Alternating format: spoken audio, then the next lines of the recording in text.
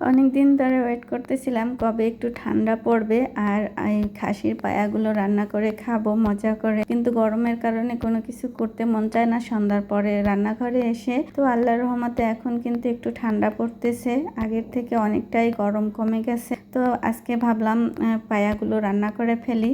তো তার জন্য এখানে প্রেশার কুকারের মধ্যে পায়াগুলো দিয়ে দিয়েছি, তারপরে চুলোটা অন করে দেওয়ার কারণে আগে পানি দিয়ে দিয়েছি যাতে পুড়ে না যায়। এরপর বাকি উপকরণগুলো এক এক করে দিয়ে দিচ্ছি। সবগুলো উপকরণ নর্মালি আমরা যেভাবে গরুর মাংসটা রান্না করি আমি সেভাবেই পায়াগুলো রান্না করব আজকে।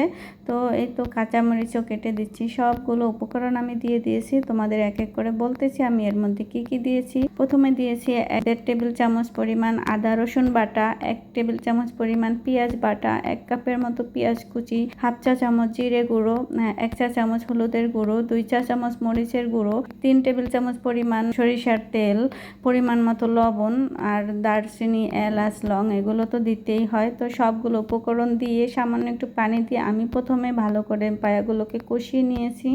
এরপর ঝোলের জন্য পানি দিয়ে এই তো আমি প্রায় 20-25টার মতো সিটি দিয়ে পায়াগুলোকে রান্না করে নিয়েছি। আমার প্রেসারে একটু ঘন ঘন সিটি ওঠে, যাদের একটু দেরিতে সিটি ওঠে তাদের 10-12টা দিলেই হয়ে যায়। তো আমারটা যেহেতু একটু ঘন ঘন সিটি ওঠে এই কারণে আমার একটু বেশি দিতে হয়েছে। তো আমার কিন্তু মাশাআল্লাহ পায়াগুলো রান্না করা হয়ে গেছে, আর পায়াটা রান্নাটা অনেক মজার হয়েছিল।